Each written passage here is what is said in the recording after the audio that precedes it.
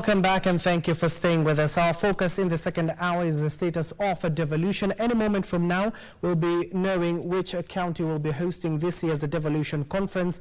A press briefing will be held at Delta Corner, where the Council of Governors reside, and we'll be listening to that particular bit. But on the other side, I also know we do have our colleague that is weekly for Ketch, who will be having a sit-down with none other than Dr. Wilbur Otichilo, who is the governor of Vihiga County, to just get a feel of what is happening at the grassroots level in the devolved units. And in the studio, we'll be having the Intergovernmental Relation Technical Committee. We do have the chair as well as the national coordinator here with us in studio just to tell us about the transfer of function, given that the president assured that the remaining functions that are with the national government that ought to be with the devolved units will be transferred amicably, so that the devolved units, of course, can oversee those particular functions. Also keeping an eye on other events that are making headlines at this hour, and any moment from now we'll be taking you there live. But let me get to introduce my guests for the second hour. We do have CPA Kithenji Kiragu, who is the chairman of the technical committee of that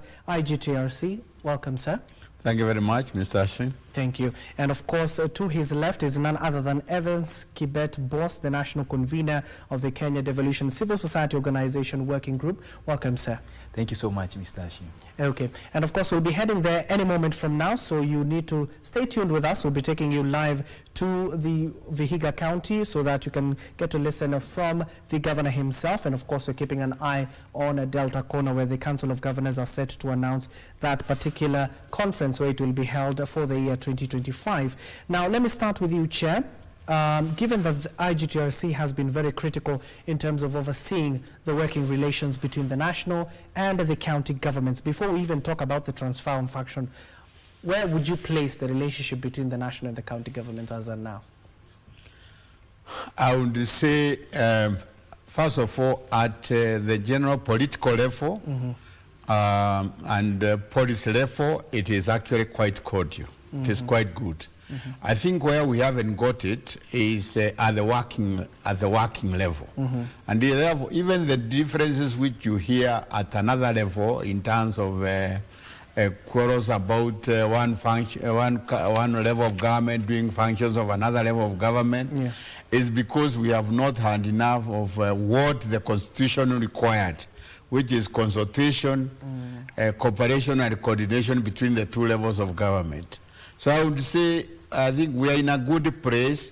The challenge now is at the technical level, the officers in the technical level, the officers in ministries and departments and the county governments need to know how to work better together to deliver to the people of Kenya.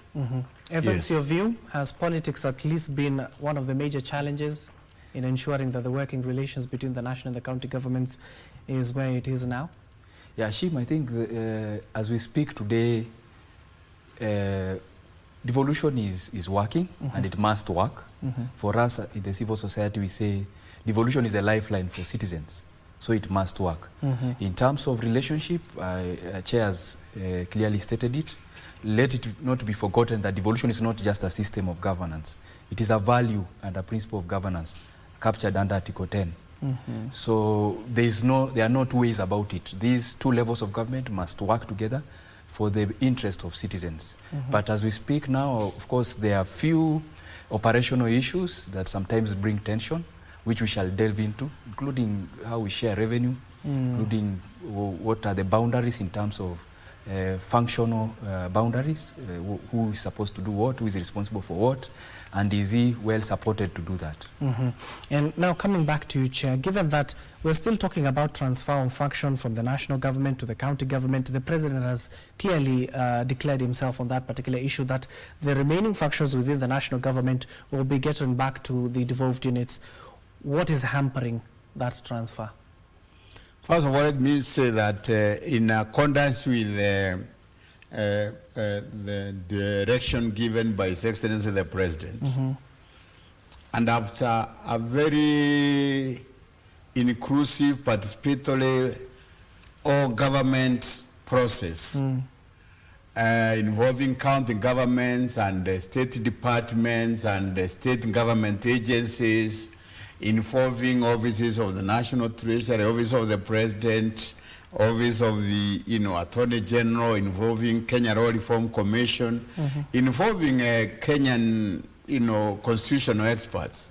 We have completely now identified what each of the two levels should do. Let me say at 99% we have. And what also we have been able to do is in December, I gazetted on behalf of IGRTC the clear demarcation of functions between the two levels of government. And therefore, at law, we have done beyond 95% in terms of transferring the functions to the county governments. What has not happened, but it was not expected it would happen overnight, is transferring the resources which need to go along with the transfer of resources, which is what the constitutional demands. And that is our current task, current challenge, not just for IGRTC, but for getting the entire government, all parts of government, both county governments and national government in terms of ministries, departments, and agencies, institutions such as the National Treasury, and to a large extent also Parliament, will all need to work in concert to actually deliver on the transfer of resources which need to follow the transfer of functions. And maybe before I go to Evans, Chair, what are these sectors that we are still anticipating to go? Is it in the health, the education? Which sectors are we waiting to see if the counties will receive, the ones that are remaining? Which are these sectors, if you know? Oh, it is everywhere here. There are many areas, not just, of course, the aspects of education, the aspects of health, the aspects of water, the aspects of agriculture, the aspects of, let me say, literally, in all the devolved functions, there are elements in which there was an absence of clarity, which is why we are doing unbundling and delineation. There is also, of course, the case that one level of government is doing something which belongs to the other. Yes. So there are elements of that, and that's really what we have to handle now. And we'll be coming to that, given that one of those issues was the bursaries. Evans, before I give you an opportunity, let's get to hear from the devolved unit itself. Joining us is Wycliffe Okech, who is currently having a sit-down with Dr. Wilbur Otichilo, who is the governor of Vihiga County. Wycliffe, good morning, and if you can hear me, let's get to hear from the governor in terms of the overlapping mandate between the national and the county governments. Where are we in terms of devolution? Well, thank you so much, Abdi Ashib, back from Nairobi. This morning we are coming to you live from Vihiga County, and like you've said it, we are, with me here is the governor of Vihiga County, that is Wilbur Otichilo. As we talk about this whole spectrum of devolution in terms of functions, there has been a contention whether regarding functions that are yet to be devolved, some of the county bosses claim that there is some sort of disconnect or the competition in terms of devolution, devolved functions at the county level and at the national level. And just to rope in the governor right now.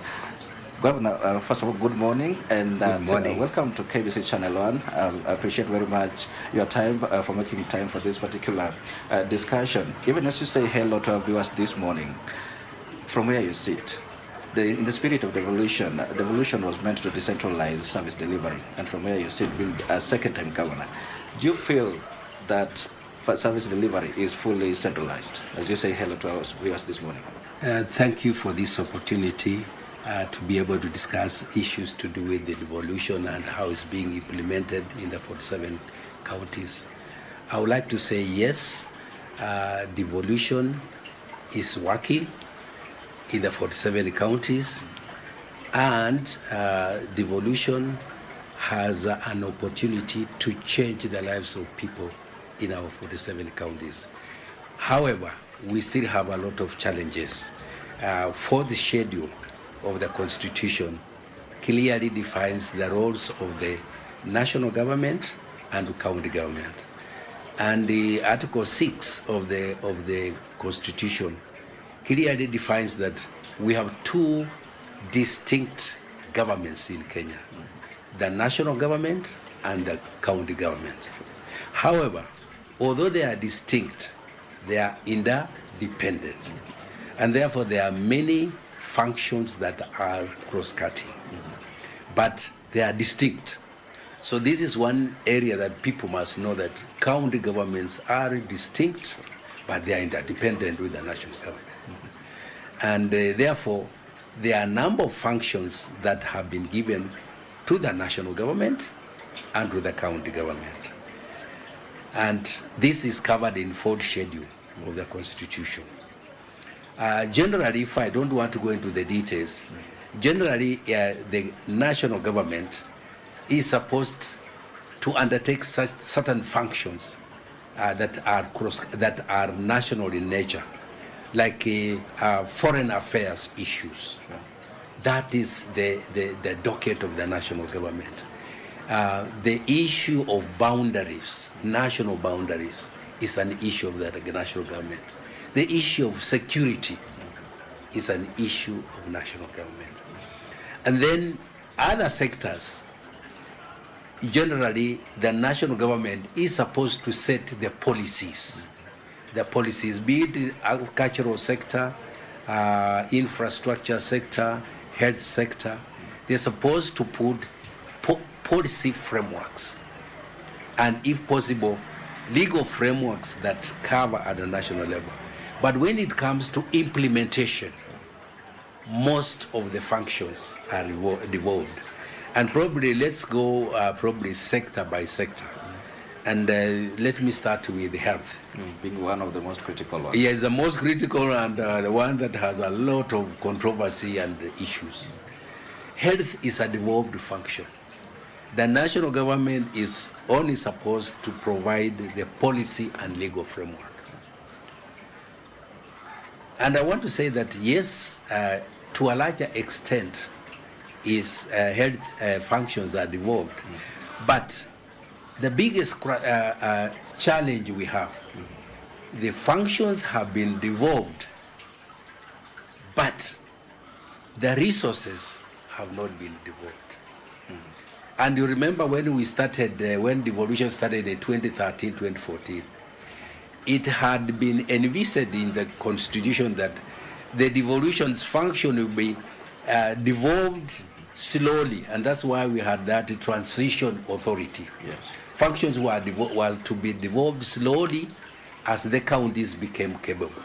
But health is one of the functions that you remember those earlier days, where there was a controversy, and health was therefore devolved. So in health, I would say it's a devolved function, but the biggest problem we have, the functions have been devolved, but the resources are still at the national level. And this is a challenge we have, and that's why we have a lot of problems in the health sector. Health being devolved, Kenyans would be wondering to what extent, because as we speak today, we can see there is some sort of collaboration between the national government and the county governments in the form of the community health promoters. Yes. So to what extent is health devolved, so that our viewers can know the distinctive role of the county government and the national government in this spectrum? You see, health is devolved in the sense that all the health facilities, from dispensaries, health centers, health facilities at the level 3, level 4, and even level 5, they are all devolved, except hospitals that are at level 6, that are national hospitals, like Kenyatta, a national hospital. We have like the Moi Referral Hospital, and the Madare National Mental Health Hospital. So there are hospitals that are managed at the national level. But all other hospitals are managed at the county level. What is lacking is that the resources to manage these health facilities are the ones that are not devolved. And then in the process, health is a very cross-cutting sector. You find that a number of functions that, for example, would have been devolved are still being held at the national government. And that's one of the challenges. And through the intergovernmental technical committee, we have been discussing for a long time to ensure that these functions are devolved. But they must be devolved with the resources. That's why I think. When you talk about functions being devolved but resources are not, what do you mean by this? Because through the equitable share, that's the way through which resources are devolved to the counties. Is health not catered for in that particular? Yes, health is catered for, but the resources that are allocated through that process is not commensurate to the functions. So you have that, like we are supposed to do 100% of the functions, but we get about probably 50% of the resources. Then we also have, health also has a lot of functions or programs that are funded internationally. Sure. And therefore those functions, you find that although they, like for example, HIV/AIDS program, malaria program, TB program, they are programs that are funded internationally, but through the national government. So you find programs like those ones. The government, the national government, is supposed to be a facilitator in the whole process. But we find that those programs are basically managed and controlled at the national level. And we only get just directives of what to do. In fact, I can tell you, if there is any department we get circulars and letters, it's in the Ministry of Health. Every day I receive a letter. Yes. Oh, this is going to happen. Can you do this? Can you do this? So we, like, apart from, even I'll also go to agriculture. So you find that agriculture, the way the counties are now behaving, working is like, we have the big brother, sure, the national government, the Ministry of Health. They have the resources, both from donor funded and from the national. Sure. So so most of the time they are directing us, county, can you do this? Can you do this? So we have become like, we don't own, we don't have a full control over those programs. So you don't have the autonomy? Yeah, we don't have the autonomy. And you can only have the autonomy if we have the resources that are devoted to you. And this, stay with those two critical sectors, the health and agriculture. Do you believe that this boils down to the aspect of political willingness? Is there political will for the implementation, or rather to facilitate the implementation of devolution? I would say the political will seems to be there, or is there, but the action, because we have gone to many meetings, the summit, that's where the national government and the county governments meet, the president being the chair. And since, even the current government came in place, the president declared that all the functions that belong to the county will be devolved. Sure. Remember when we had the Devolution conference in Eldoret? Sure, yes. He clearly stated that in 6 months, all the devolved functions from 2022, today we are in 2024. 2025, sorry. The functions were never devolved. We have had many other summits, and the last summit we had it last month. And that's where again it was said now the function will be devolved. And I'm happy a Gazette notice was issued, which devolved most of those functions. But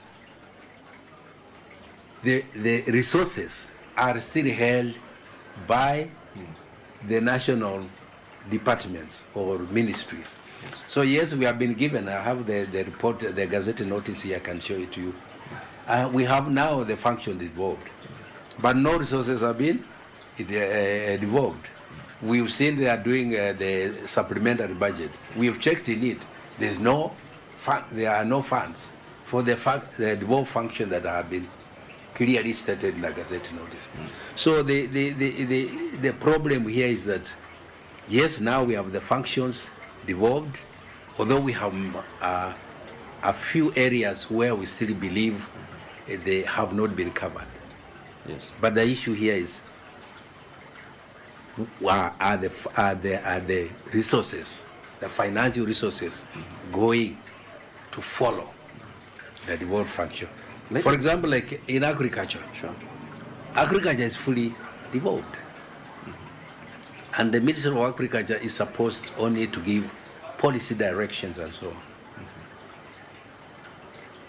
Initially, issues to do with agricultural inputs, fertilizer, seed, quality seed, and so on, was done and procured at the county level. But today, fertilizer is procured at a national level, and we have no control over it. And even when it comes, it goes through the NCBB and then comes to us, and even the distribution is done through a national coordination program. So you find that, yes, we are in charge of agriculture, but when it comes to real agricultural inputs, we are not in control. So what aspect? There are also, programs in agriculture that are supposed to be devolved, but you find that the national government comes to undertake those programs into our county. A case in point? Yeah. For example, we have programs like we had the NARIC, we had the NAV CDP. They are supposed to be devolved programs. We're supposed to control, although they are donor funded, but they should be controlled from here. But the truth is that the programs are controlled from the headquarters or from the Ministry of Agriculture. Yes, we have the staff on the ground, but some of them now don't even answer to us. They answer to the Ministry of Agriculture officials in Nairobi. In fact, I've had a lot of problems, even where I have wanted to change some of officers who are there, but the ministry says no, you can't change. So are counties being sabotaged in terms of implementing devolution? No, I won't say it's sabotage, but I think it's just competition. The national government, the people in the national government, the departments, they still want to have a control over this program. They have not. They know the projects have been, the programs have been devolved, but it's that feeling that they want to control. So if the issue of control is also, we could interpret it in another way as sabotage, then I would say yes. Mm-hmm. Yeah.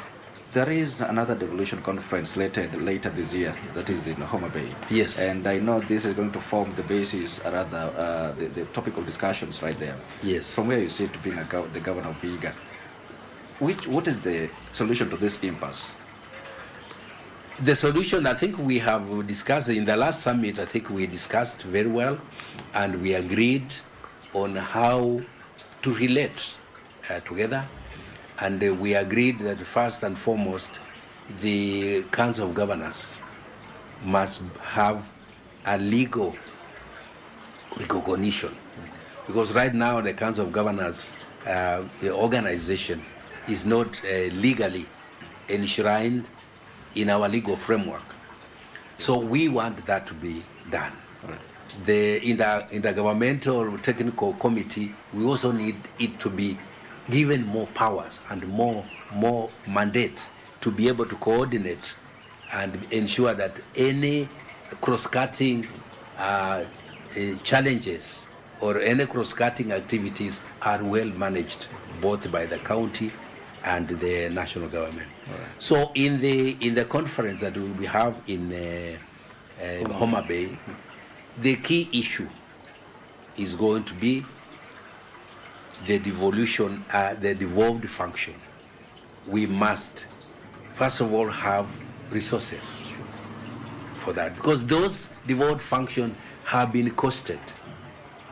And based on the Intergovernmental Technical Relations Committee, the functions that are supposed to come to us, and most of them now have been covered in this gazette, we need about 300 billion that should be devolved. All right. But that has not happened. So we would be insisting that in the next budget, 2025, 2026, that amount must be included. And even in this discussion we have had, Yes. At IBEC, Yes. at the Deputy President's office, we were there last week.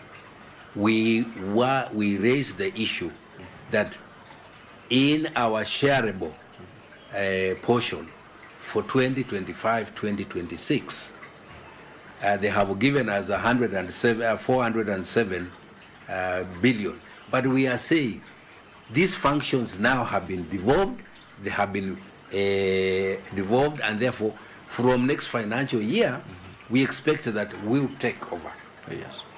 So we need our shareable revenue for 2025, 2026 to take consideration of that, which they have not. All right. Yeah, and that's why we had to form a committee to discuss. Okay. Because again, we are going to find ourselves in a very awkward situation. All right. We will have the functions devolved With no resources. with no resources. And, yeah. Hold that thought just right there. We're there at the guest in the studio back in Nairobi that was also supposed to be contributing to this particular discussion. And out there, Aziz, if you can hear me from your end, I know you have a very able panelist there also to chip in with their opinions regarding this particular topic, even as we also continue to discuss the same from this end with Governor Otichilo, that's the governor of Vihiga County. Ashim, if you can hear me, it's your time. So much. That is our very own Wycliffe Okech, just having a conversation. Of course, just roping in what the conversation we're having here in the studio in terms of status of devolution. You've just heard from one of the county managers of Vihiga County, Dr. Wilbur Otichilo, clearly talking about the issues that have been raised here by the Chair and Evans in terms of the finances that are yet to be devolved. He's quoting a figure of 300 billion that ought to be devolved, given that some of the functions that were gazetted in December last year. Let me come to you, Evans, given that before we went there, I did not give you an opportunity. The governor is raising pertinent issues. He's clearly stating that in the financial year of 25-26, which they even discussed in the IBEC meeting there at Karen, clearly stating that if those functions are already devolved, why not attach it to the 407 billion shillings that is going to the counties this year? Thank you, Ashim. I think let's also remember that when we talk about these functions in our constitution, and a number of them are human rights, identified as human rights.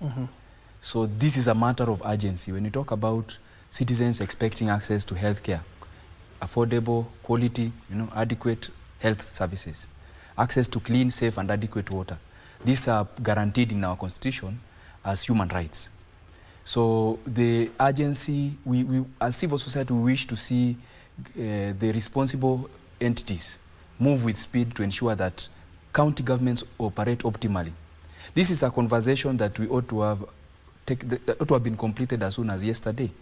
Remember, we are talking about over 15 years of implementation of devolution. If devolution started being implemented in 2013, after the elections, we are almost hitting 15 years, over and above the 3 years of just transition since the promulgation of the Constitution of Kenya 2010. So talking about 2025-2026, I know the financial year has really progressed because the budget policy statement is out, and the figure the governor is citing is actually in the budget policy statement. So when you ask the question about political goodwill, as civil society we are concerned because it started with, let me say, the main declaration was during the devolution conference in the year 2023, August 2023, when the president said that this ought to be done within the transfer of function and resources ought to be completed in 60 days. That was in August 2023. In November, I think, and I must appreciate Chair and the IGRTC team, his team, they have worked very hard to try and unbundle this function. As he mentioned, they have almost over 90% complete to unbundle and try to cause this function to form basis for transfer of this function and the resources. So I think where the rubber will meet the road is when actually we start the financial year and we see functions transferred. We would want to see the attendant resources accompanied, and not just the resources, including the capacities, the requisite capacity needed to deliver this function. Remember, we are talking about transfer of functions that counties maybe did not have systems to deliver it. I would wish to hear Chair speak about what is the mechanisms that they are put in place to ensure that counties have adequate capacities to deliver this function. So what the governor is saying is actually true. The expectation for citizens is very high on county governments to deliver these services in terms of, this is what, if you look at the way we have been sharing, and maybe this is a gap I would wish us to discuss. It appears like our revenue, division of revenue between national and county government has been more of historical based costing.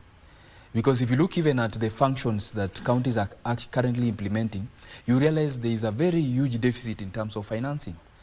Take an example of even healthcare, which the governor has really delved into.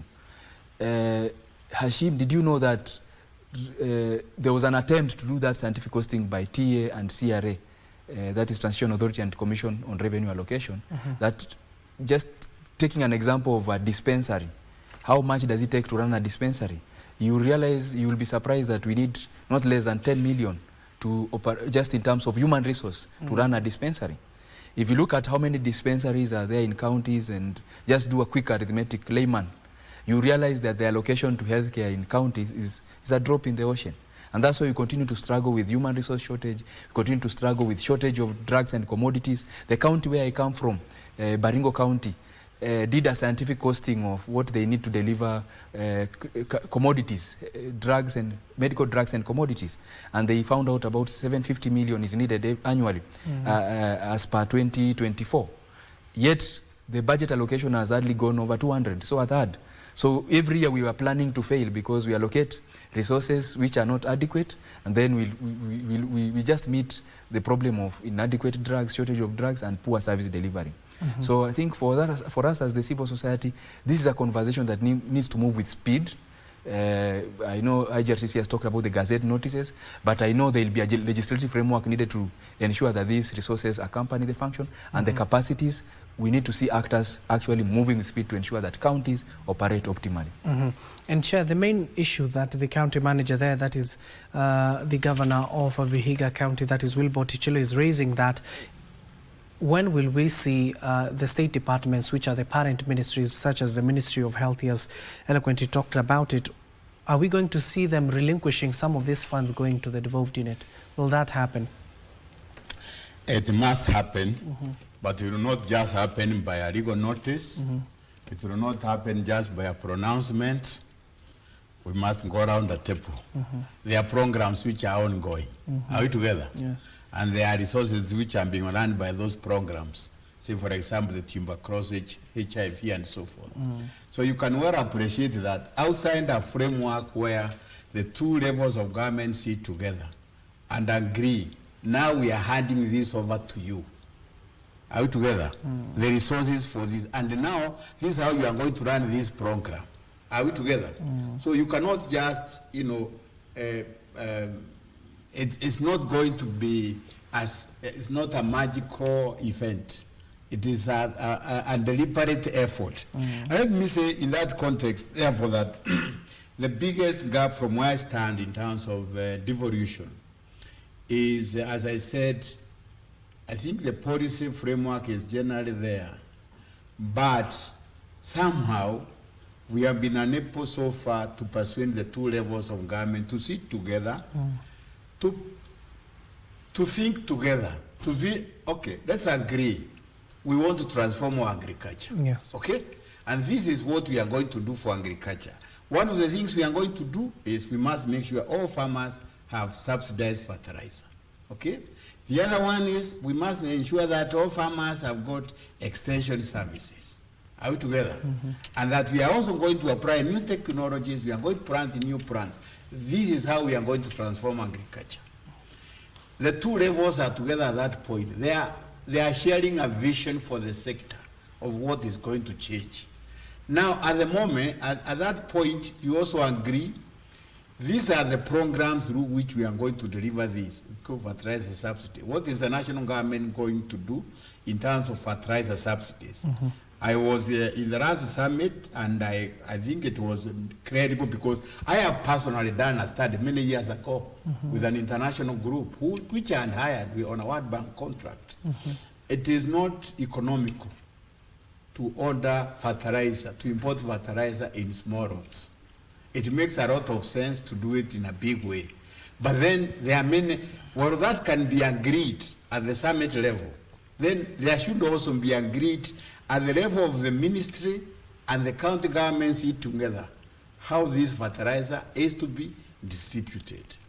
But until they have sat down to do that, and therefore, to cut a long story short, we have in the Constitution and also in the Intergovernmental Relations Act provided very clear that the two levels need to consult, to cooperate and to coordinate. Because you see, what cannot happen, for example, now, Ministry of Agriculture, if you went to them now, they will say, we can't just give it like that because we don't know whether the governors will distribute it, which is not correct. Are we together? But that is a simple excuse, okay? They cannot just, people have to sit down together. In health, it's even more intricate because you have all these global fund programs of HIV and so on and so forth. Okay, if you ask the people in the ministry, some of them might even argue that the counties do not have the capacity, which is not necessarily correct. I mean, the capacity is there. What has not happened is for the two levels of government to agree these are important, these are strategic priorities of the country, and this is the policy framework within which we do that. Now, having agreed that, I am going to do this, and you are going to do this in the HIV, in this endemic diseases program, HIV, malaria, and TB. And this is how we are also going to get the donor funds flowing to the county governments. Now, so we must move away from talking to each other to sitting to each other. Counties not just demanding, but demanding we sit down together and plan together for the sector. Okay. And do all and we also should design the programs together. Because if we have not designed the programs together, it's very difficult to hand them over to somebody else. And that is really the technical excuse. So if you go to the people in a ministry, they have a lot of technical excuse why they cannot let those things go ahead. Because there hasn't been a proper situation. And of course they will avoid it. So part of the challenge we have is to persuade the cabinet secretaries and the PSs in charge of state departments and the county governments to sit together, sector by sector. And even when we talk about the resources following the functions, we have to do it sector by sector, because that is the other problem. The government will be very shy, national government, I know. I'm going to be very shy to say, to create an extra 150 billion. But I think we can agree, and that's what work we started already as IGRTC. We can agree in health. If we are giving an extra 20 billion shillings for health because of the functions we have devolved, they are going to support the following programs at the county level. Okay? But for good and bad reasons, I know there will be resistance to say, patieni wao pesa tu. Okay? We go sector by sector and agree. This is, the health sector, counties need another 50 billion shillings, and these 50 billion shillings, 20 billion shillings is for the HIV, tuberculosis, and the malaria program, and this is what the county governments are going to do with it. Okay. 10 billion shillings is for primary health care, okay, and this is what the county governments are going to do to fulfill that. Okay. Outside that framework, it's going to be very difficult to confuse. And finally, let me say, Mr. Kibet, the idea of scientific costing is idealistic. Why? Because even with the best of wishes, and again I say that because in my previous work I've worked in all sectors, there is no sector where public resources are adequate to match the national demand. Are we together?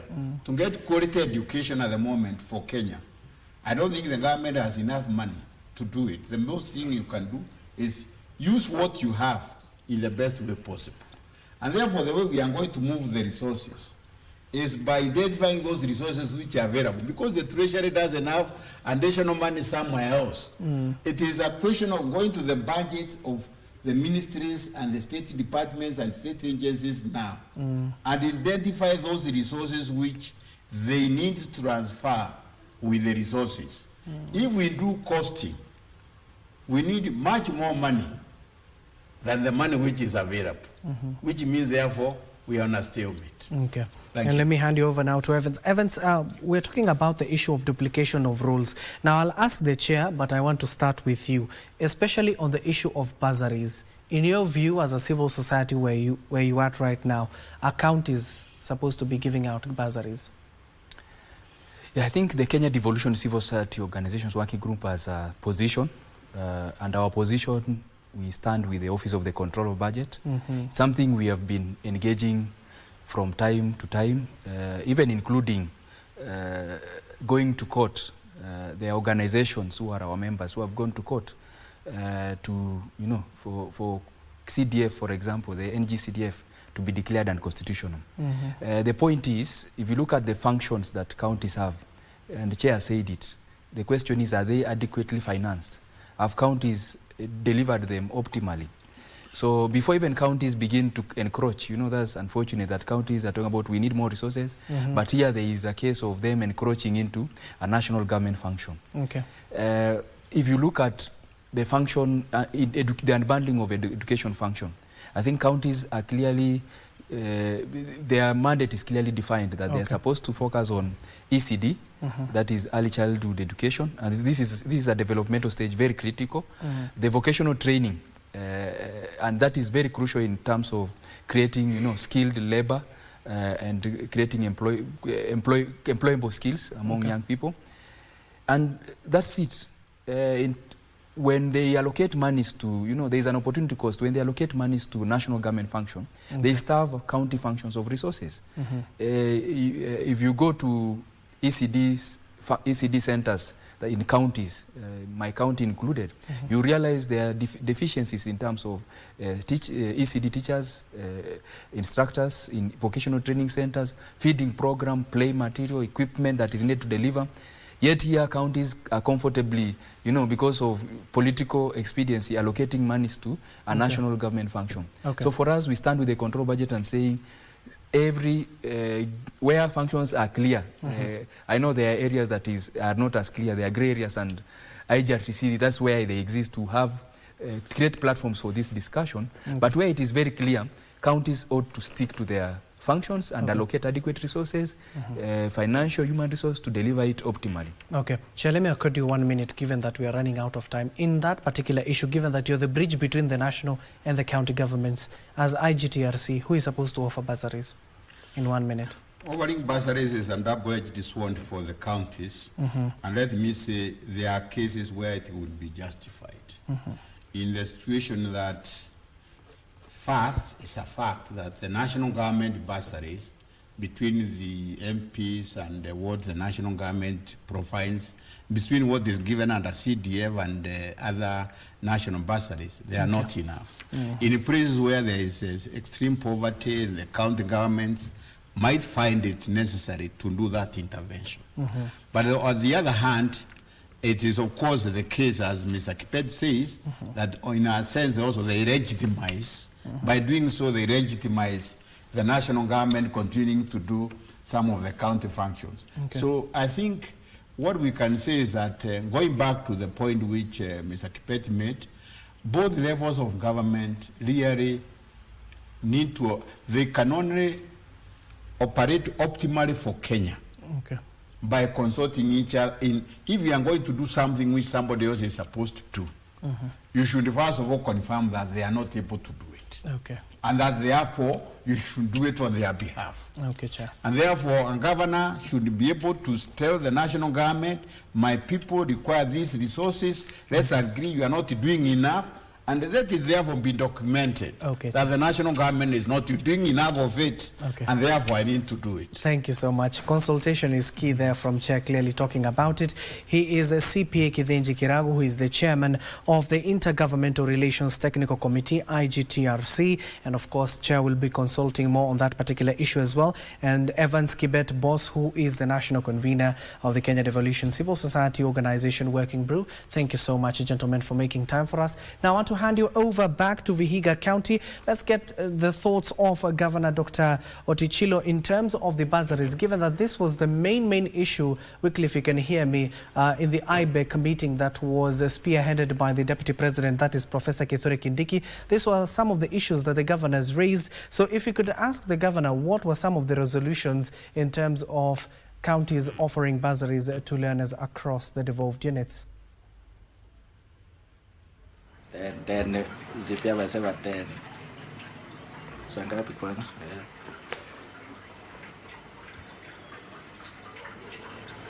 Well, thank you so much, Hashim, and welcome back to the News Tech Show. This second segment, we are continuing with the discussion on devolution. This morning, we are still with the Governor of Vihiga County, Dr. Wilbur Otichilo, as we discuss the devolution. And the Governor, before we went on this short break, we talked about that functions that are still retained at the national level, yet they ought to have been devolved by now. And the key among them is the road issue. Yes. Markets. Yeah. Where does this stand? I can tell you that the issue of roads is still a major issue, and we have discussed it at the Council of Governors, both at the IBEC and even at the summit, because the truth of the matter that the national government is solely in charge of national trunk roads. But the rest of the roads are county roads. But the truth is that we have agencies within the national government. We have KERA, we have KURA, who still carry out or maintain the roads. And the money allocated through the road maintenance levy is supposed to come to the counties. And initially it was coming until 2 or 3 years ago, when now, for some reasons, through the parliament, they discussed and decided that this money should no longer come to the counties, but it should go to KERA. And through KERA, the MPs should now be the ones responsible to select the roads to be maintained. So we find that for the last 2 to 3 years, counties have been stranded. Even in the roads that were maintained in 2021, 2022, with the knowledge that we will get the money from the road maintenance levy, we never got. We still have those as pending bills. So as of now, we have a problem, and that's why even Council of Governors, we have gone to court, because the law is very clear how the money for road maintenance should be done. But now this money, with their own wisdom, the parliaments have decided that this money should be taken to the constituencies. And therefore now, the KERA who works now with the national government, they are now the MPs are the ones who, with the KERA, are implementing. What are you going to do as a governor or within the COG? What are you going to do to ensure this money is devolved? We have gone to court. We have tried to sit on table the way we have sat and discuss at the Council of Governors, at the IBEC. Nothing has happened. So we decided we go to court. So we have stopped. They were to get disbursed 10 billion to the constituencies. It has been stopped, and it's because of that reason. Even at the parliament now, the parliaments have refused to approve and pass a conditional grant bill, which allows us monies from donor-funded projects to come to us. So we have billions of monies that are supposed to be released to the counties. But because of this stalemate, the MPs deciding that because we have taken them to court, therefore now they want to punish us. So they have refused to pass the conditional grant bill, which has all these donor-funded projects. So now what it means, we have a lot of money from donor-funded programs that should be being used to develop this country. But this money now is just locked up because of this, I would say, competition. That's a case of Parliament, National Assembly punishing the county government at the expense of service delivery. Service delivery. Now, when it comes to markets are a devolved function. Sure. And therefore, it's important that as the government has mobilized money to build the markets, we should work very closely with the government through either the Department of Housing, the Department of Urban Planning, and so on. But to a large extent, some of these programs are implemented or are commenced without our knowledge. We only come to know about them when they are being implemented.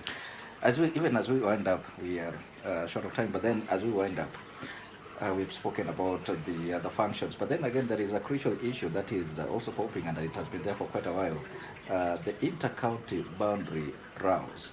A case in point is here, this is big, and there is also the neighboring Kisumu County. We have the Maseno area, there is also Kiboswa area. How is that going to end? You know, this matter should have been discussed and resolved by IBC. IBC is the one that is given the mandate to do that. But because the IBC has not been constituted, the commissioners are not there. That's why this matter is still pending. And it's a very serious matter. Because here in Vihiga, we have had a very serious confrontation with the Kisumu over the Maseno boundary. Even when I was a member of parliament myself for 10 years, this matter I took to Parliament. We discussed, but then it was said it was given to IBC to look into the boundary. They never. This period, the MPs for Luanda have put this matter. Nothing has happened. Equally to Kiboswa here, in between Kisumu and Vihiga and Nandi, we have a problem on the boundary. Some of my people who I know are our people, and we know they pay. They were paying their tax this way. They have been. It's alleged that that area is in Nandi. Equally, Kiboswa Market, we knew that the road used to pass in the middle, and the one on the left was Kisumu, and on the right was Vihiga. But for some reasons, when a new road was built, and it passed behind the shops. Then now, it became that new road becomes the new boundary, which was not the case. So we are seeing that this big chunk of Kiboswa is in Vihiga. As we end up this live discussion, still remaining, staying with that boundary issue, the limitation that is supposed to be done by the IBC is now, seems that the time has elapsed. When is this going to happen? Because it should be happening before the elections then. Well, that's a very important issue which is being discussed. So I don't know, once they have the commissioners in place, whether they will be able to fast track. But I can assure you, it's not going to be easy. Issue of boundary is very emotive. And we have seen what is happening even in Makueni and Taita Taveta. You have seen what is happening in Mutito Andei. So I do not see that issue being resolved.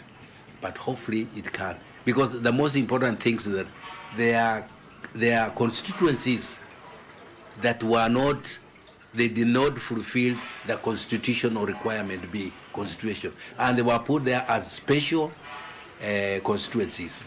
Vihiga constituency being one of them. Right. So to me, that is one of the most important issues, that the commission who comes in, they must make sure that the constituencies that were taken as special, they be able to regularize and they become constituencies. Otherwise, here in Vihiga, and then we shall lose a Vihiga constituency. All right.